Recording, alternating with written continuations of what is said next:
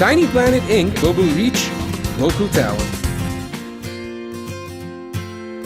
So we'll be talking about all these areas in today's presentation. So we'll be talking briefly about what exactly is ERP, a brief introduction to what ERP is. Because unless and until we talk about ERP, we can't talk about the SAP, because SAP is one of the most widely used ERP softwares. So before going to that, it's always advisable to understand briefly what ERP is. So that's what we'll be doing. Briefly, we'll try to understand what exactly is ERP. Then we'll talk briefly about what SAP is. Then in detail, we'll talk about what exactly are we covering in the financial accounting module, and what are we covering under the controlling module. Then we are going to the career planning. What are the different roles which are available if you take up this particular area as your career?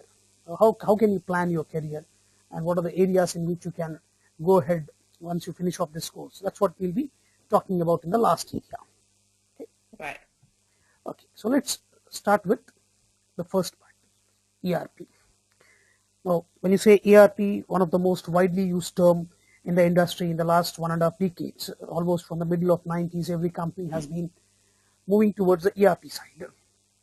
When you say ERP, the full form of this, enterprise resource planning. So the primary objective when you talk about ERP is to plan the resources of an organization. And two major things, when you're shifting towards an ERP, the first most important thing is you're trying to automate all your daily business processes, firstly. And secondly, you'd like to go ahead with effective planning of the resources. Now, when you say planning of the resources, we are talking about the primary resources which are available for any organization. We're talking about men, machines, materials, and money. How effectively can we plan these resources? And SAP is one of the most widely used software under the category of the ERP products. So, number of ERP products are available here. You have something like SAP, you have Oracle applications, you have JD Edwards, Baan, PeopleSoft. In this way, many of the products are available in the market. Of all these products, SAP is the market leader. I'll say occupying roughly about 65% of the market throughout the world. The balance part is being occupied by the remaining software.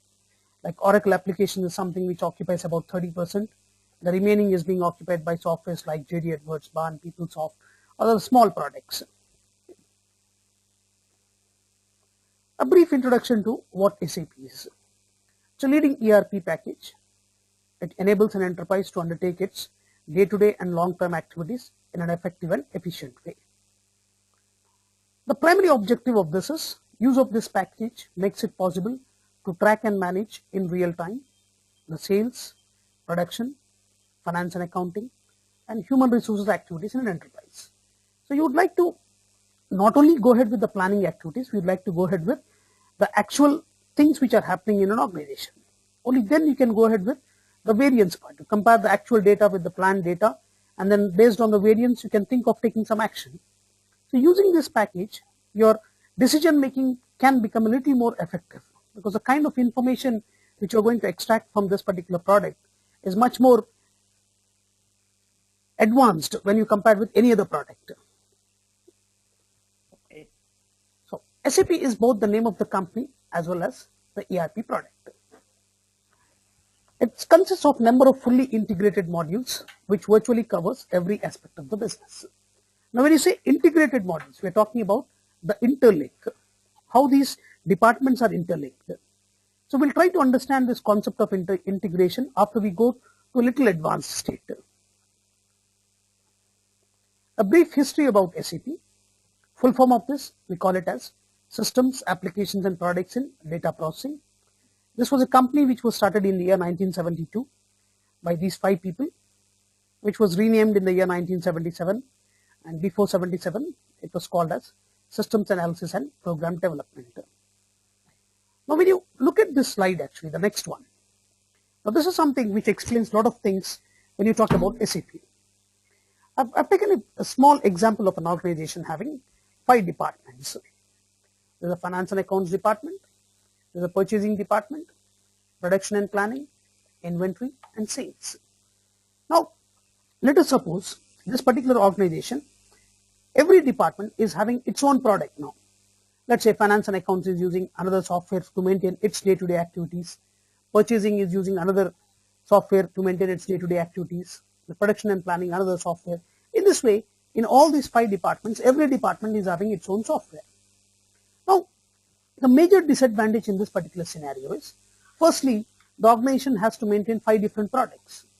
That means there has to be some technical person who can maintain these products in the respective areas. One technical person should be there from the finance side, another technical person from the purchasing side, production, inventory, as well as sales.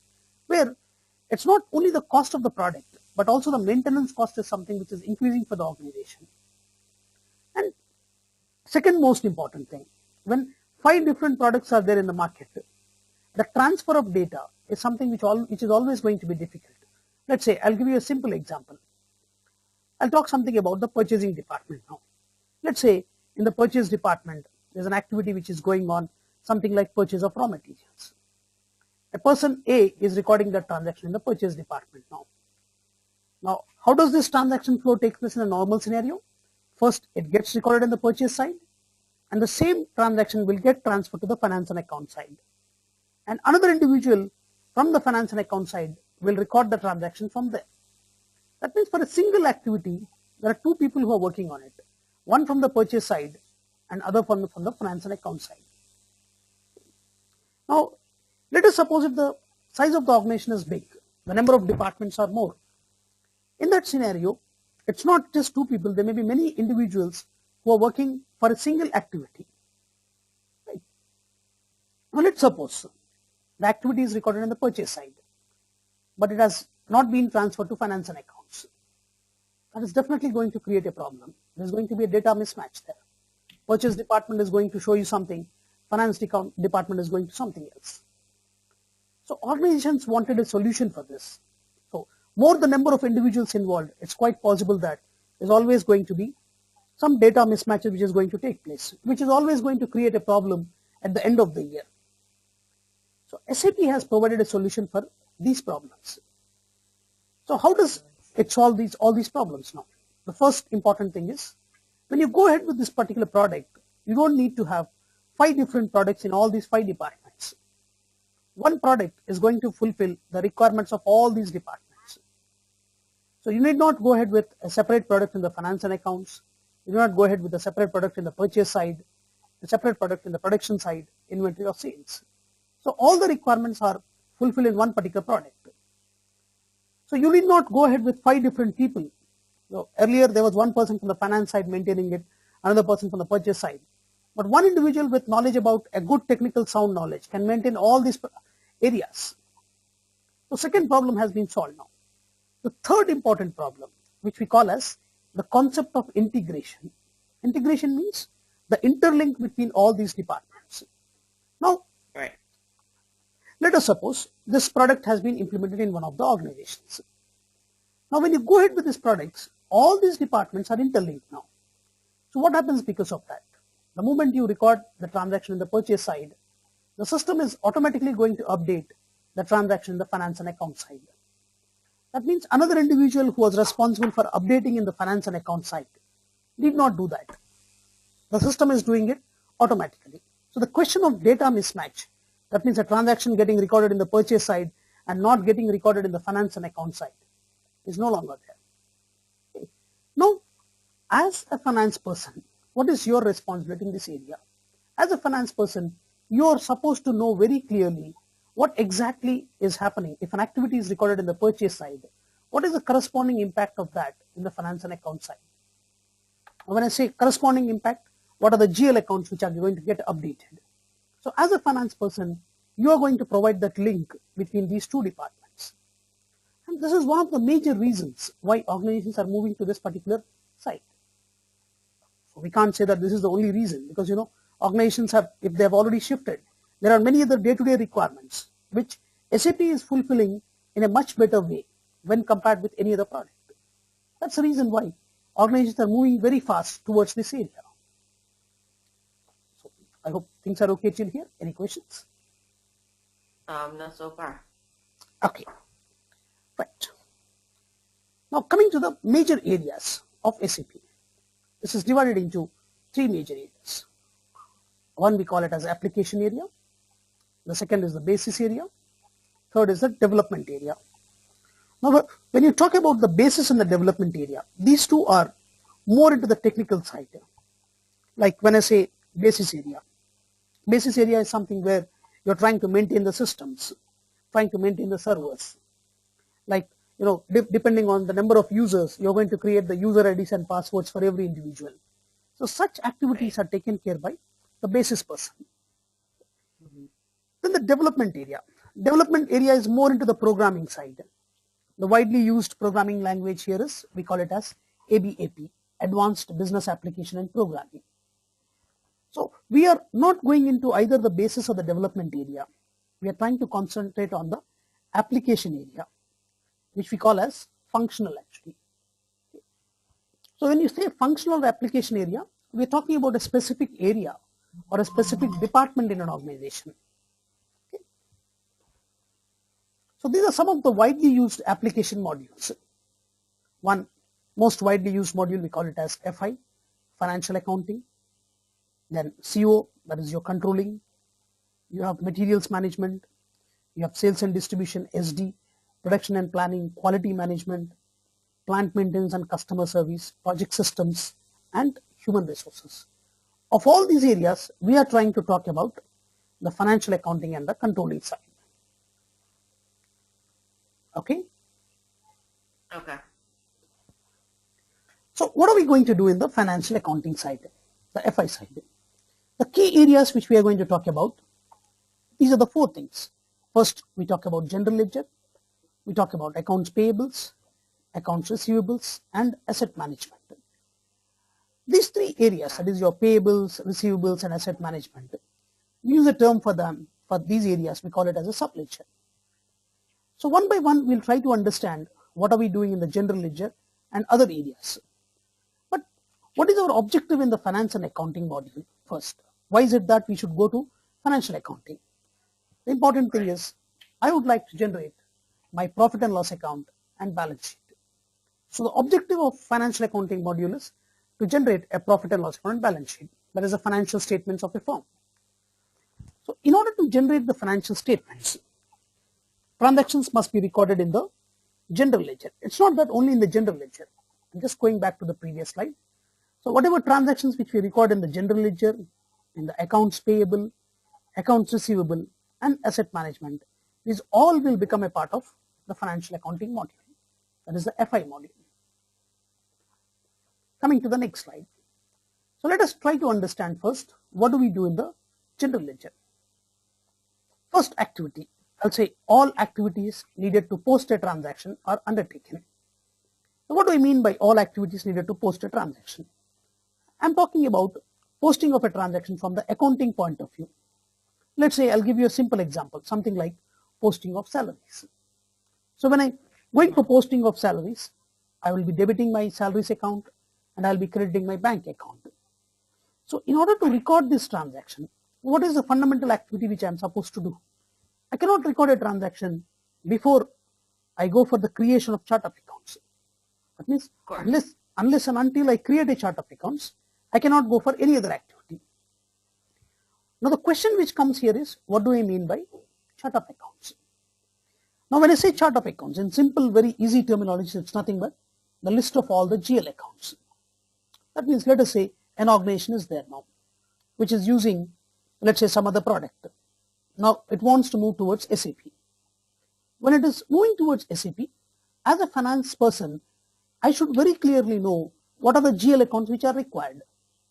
Something like salary account to record my salary payment, something like rent account to record my rent account.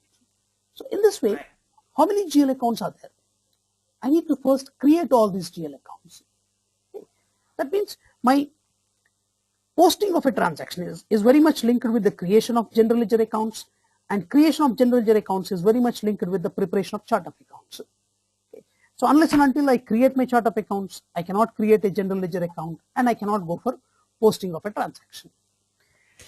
So my initial activity in my GL starts with the creation of chart of accounts, then I go to the general ledger accounts, then I go for the posting of transactions, and based on the requirement, I can go ahead with generation of reports. let's say I want to know for a period of 3 months what are the expenses which I've spent for something like rent or maybe something like salaries. How do I get it? I can get into the generation of reports. So whatever we do under the GL, they can be put under these 4 heads, either the chart of accounts, the creation of GLs, posting or generation of reports. So I hope things are okay till here. Any questions? Yeah. No, I'm listening. Okay. Now, once we finish up the GL part, we go to the second important area, which we call as accounts payables. Now, as the name itself says, this is something which is related to purchasing activity. Activities related to purchase of raw materials and purchase of other items on credit are recorded in this module. Accounts payable in SAP terminology is called as a subledger. What do I mean by subledger is, whatever transaction which I am trying to record in the payables is always recorded at 2 levels actually. First, it gets recorded at the subledger level. From there, it goes to the GL. Like this picture is something which will give you a more clear picture.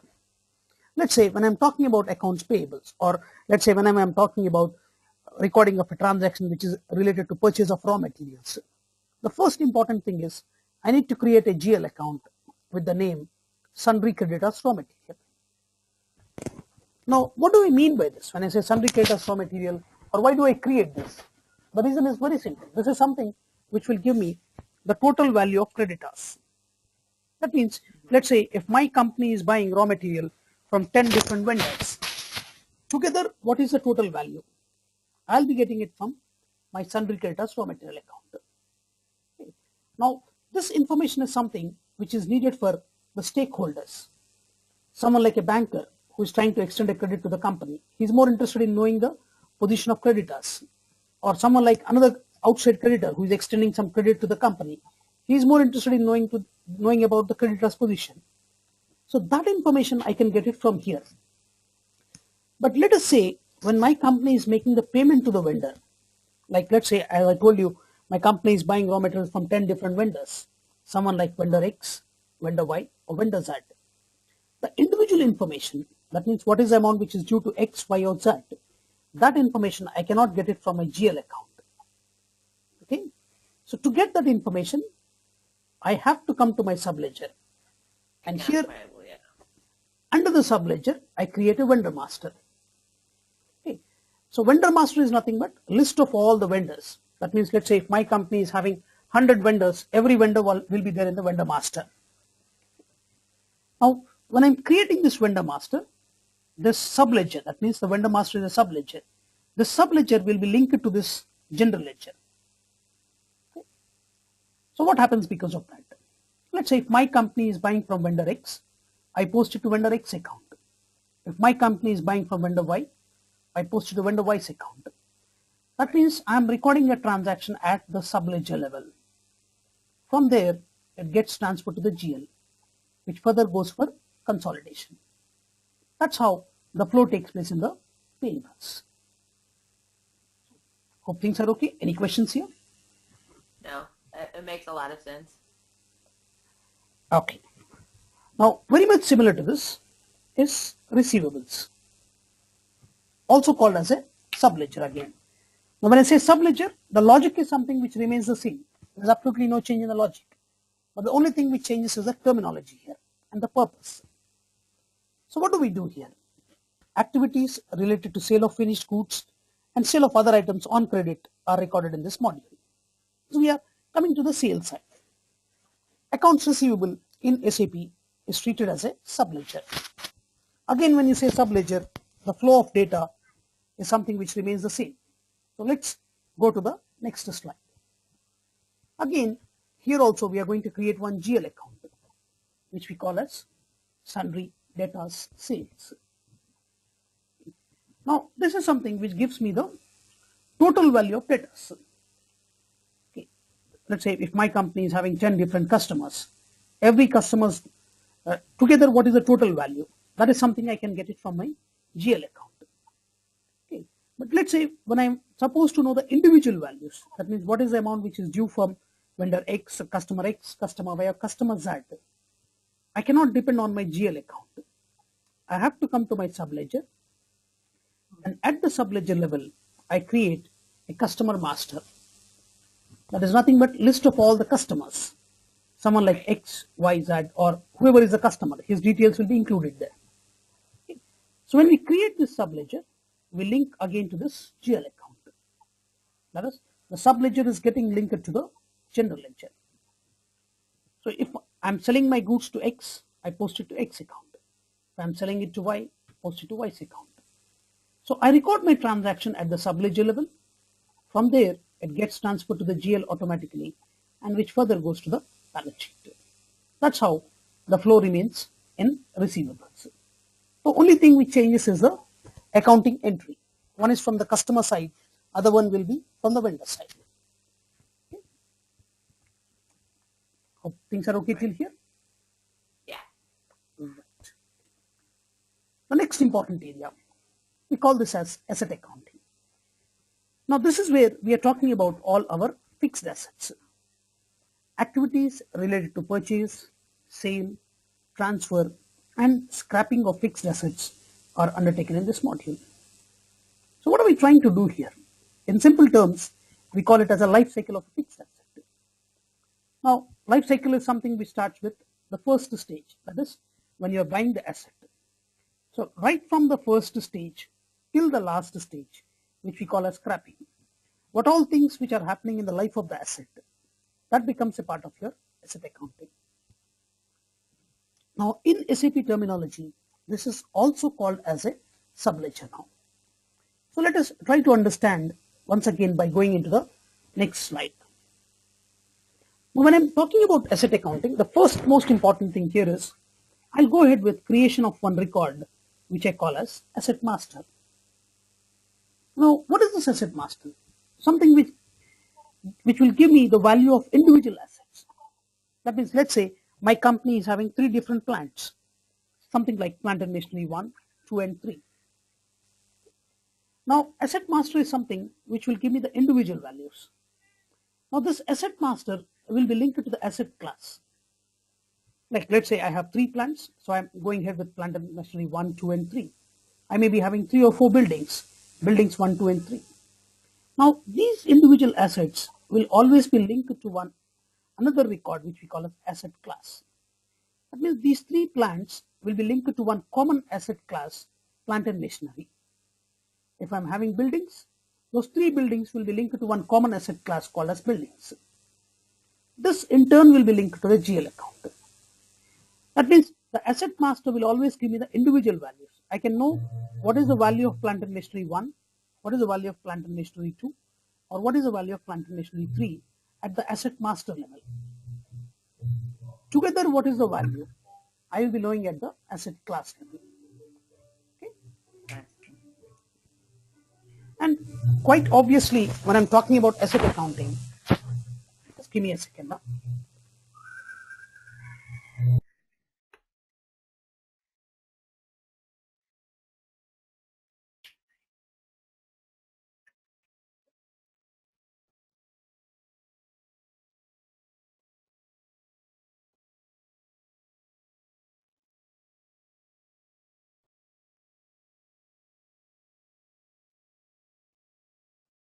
Yeah, I'm sorry. No worries. Okay.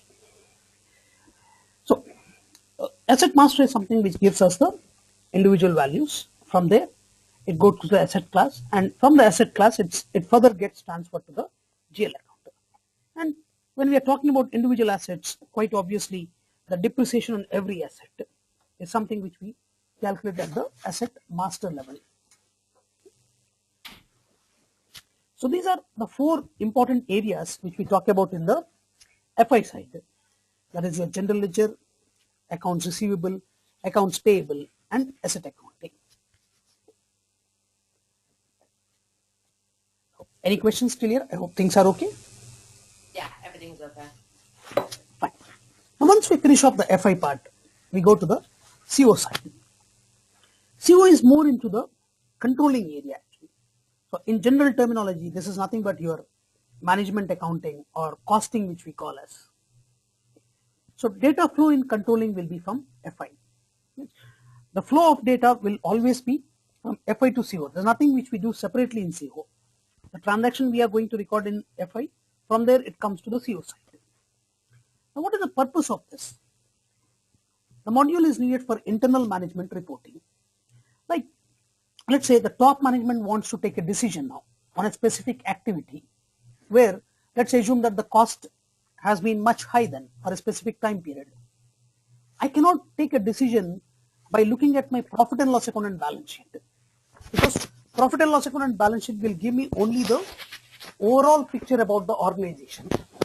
It doesn't give me individually the information about a specific department or a specific area. So when I need information at the department level or at the activity level or by cost centers, then I have to depend on my controlling module. So what do we do here? Something which we call as CO reporting or reports by cost centers. When I want information project wise or orders wise, I want to plan the actual data, or I want to go ahead with budgeting and planning. I want to compare the actual data with the planned data. Based on the variances, maybe I can think of taking some corrective action. So when my objective is taking some corrective action or decision making, then I have to depend on my CO module.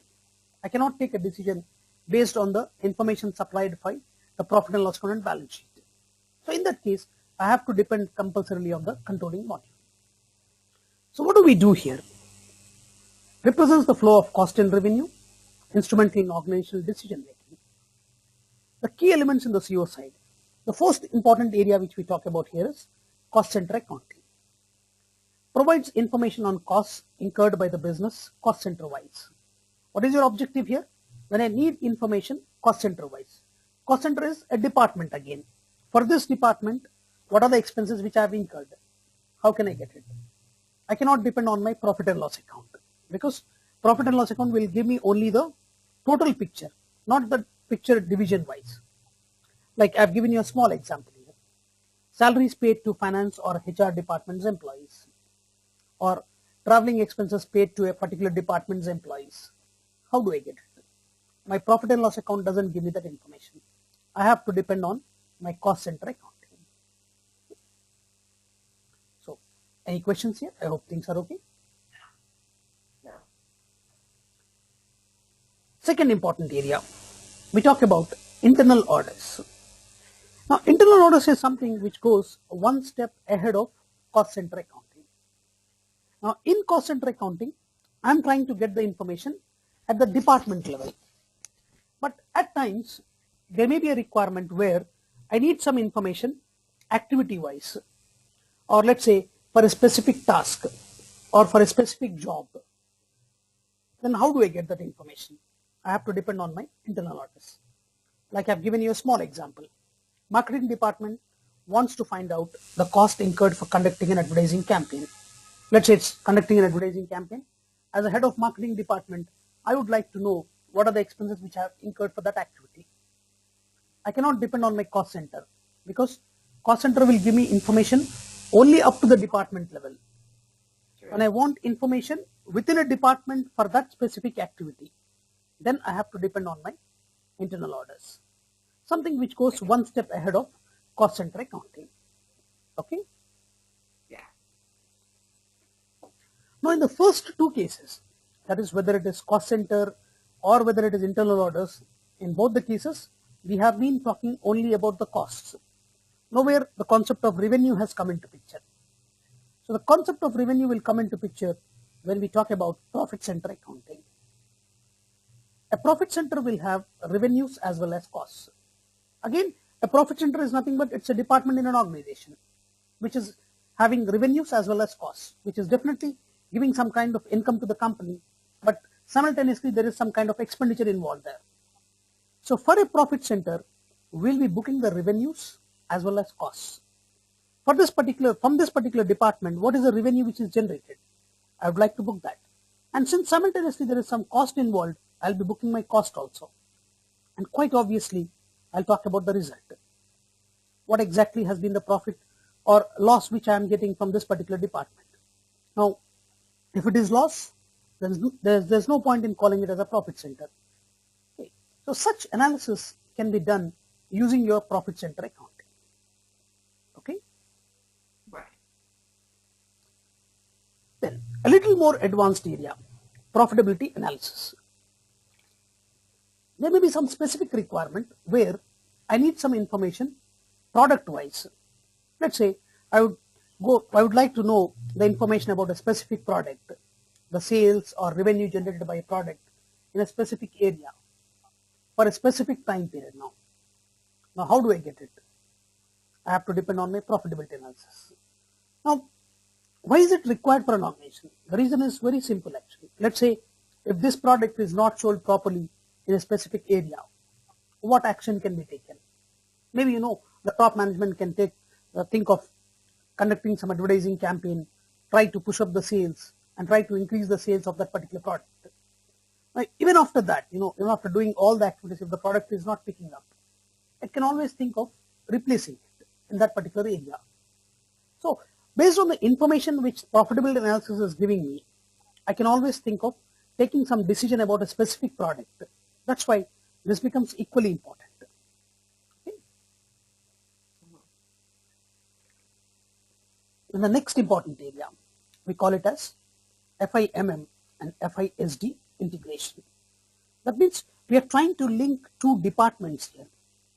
There is a finance department, there is a materials department now. Now, unless and until I go for this concept of integration, if I record a transaction in the material side, the system will not be in a position to pass a corresponding entry in the finance side.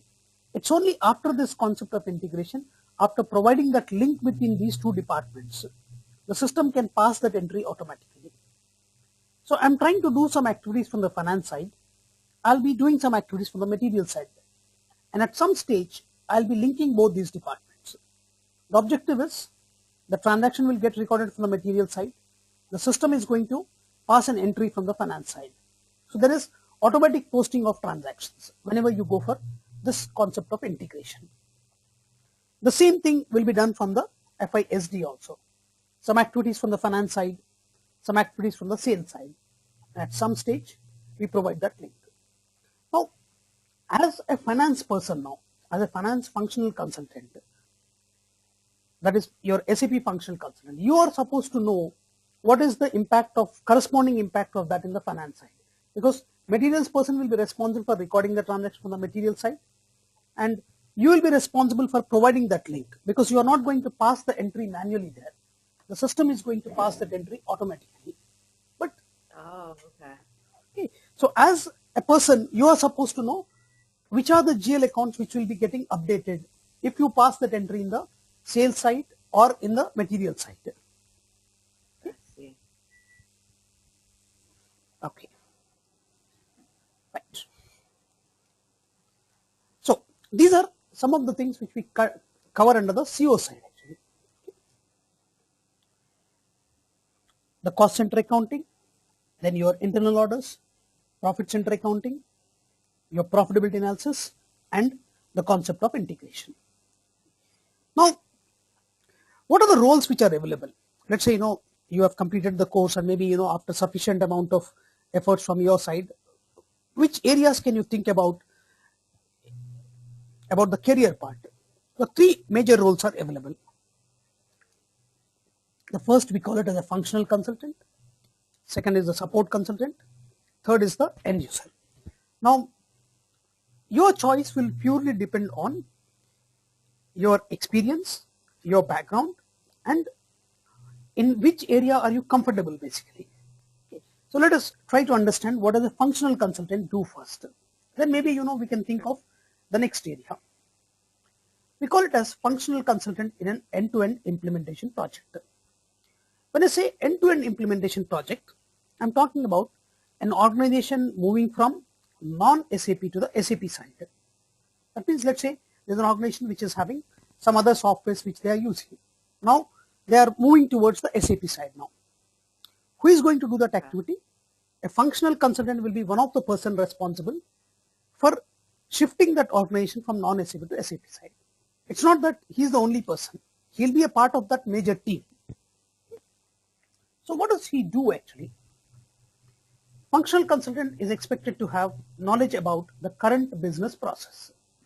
That means whenever an organization is moving from non-SAP to SAP, functional consultant is going to undertake that activity, but unless and until he has a very clear knowledge about the existing scenario, how many business processes are there, how many business activities are there under the existing scenario, he'll first try to understand that. Then he'll map that into the SAP environment. Let's say if there are about 200 activities under the non-SAP scenario, he'll map all these activities into the SAP. Okay. How the same activity will look in the SAP. That is something which he's going to document first. Okay. Okay. So once he has done with this activity, his next major role will be to customize the product. So whatever is the requirement of that particular client, that is already there in the documented. So based on that document, he is going to customize that particular product as per the requirement of the client. That means he is just creating that particular software. That means activating the required fields in this particular software now. Once he has completed this activity, his role in the project is over. That means he has customized as per the requirement of the client, and he is going to hand over that product to the company. So once he has handed over the product, the role of a functional consultant is over. Then it's not the role of support, it's the role of end user which is going to start. So who is an end user? End user is basically a person who is using the product. That means he is a person who is recording the day-to-day activities in the organization. Like let's say someone like a person who is into posting of all the invoices, vendor invoice, the customer invoices. So he is trying to use the product, that's all. Earlier he was doing the same activity in some other product, now he is doing that in the SAP side. So by and large, depending on in which area is he there, is he in the lower management or middle management, his role is decided accordingly. If he is in the lower management, he'll be more into the data entry. If he goes into a little higher level, he'll be more into the report generation part. But an end user is someone who is just trying to use the product, that's all. Okay.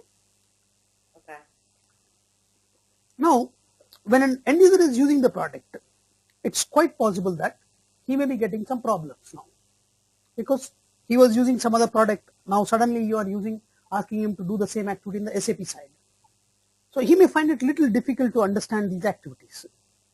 So when an end user is getting a problem, the role of functional consultant, support consultant will come into picture.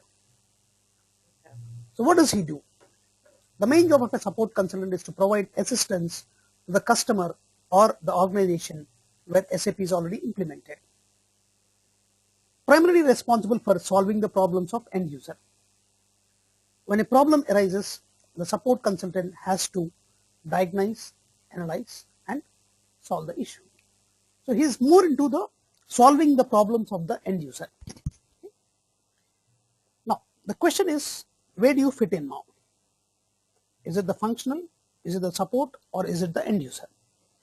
Now if you are beginning your career, let's say you are just out of your MBA without any experience, then it's always advisable to start your career as an end user. Yeah, that's what I thought too.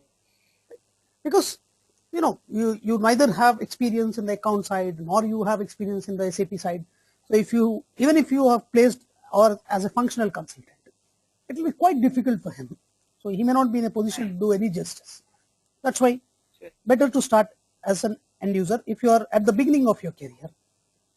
But if you have some experience into the respective areas, if you have some knowledge in the respective areas, it's always advisable to think of these two areas, functional and the support side. Okay. Okay. So that's it from my side. So I hope the purpose of the session has been fulfilled. Thank you and all the best.